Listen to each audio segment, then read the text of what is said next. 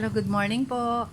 Gusto ko lang po sa inyo mag-share ng pinamili ko ngayong umaga ng Sabado dito sa Paete, Laguna.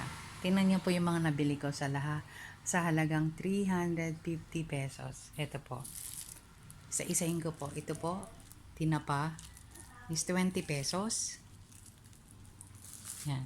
Ito po yung namimiss ko dito sa Laguna. Ito. Pako. Ito pong pako, 20 pesos isa.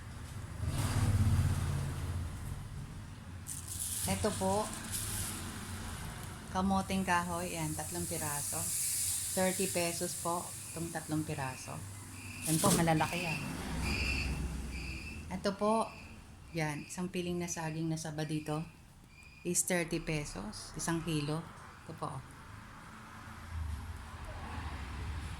Tapos ito po, namimiss ko po yung dilis. Sabi kasi hindi naman maalat. So ito po, 25 pesos. At ito rin po, namimiss ko rin po yung tuyo. 25 pesos. Ito po, yung saging na senyorita.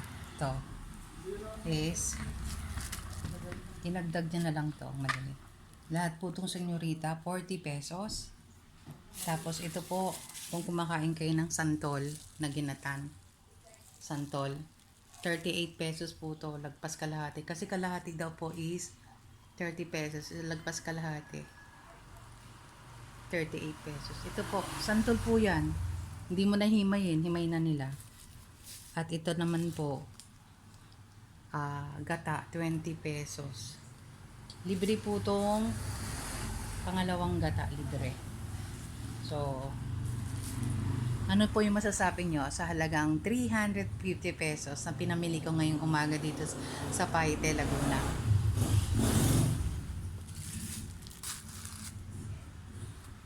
Mura o mahal? Para po sa akin, mura po. Pero sa inyo po, ano po, mura o mahal? Morning!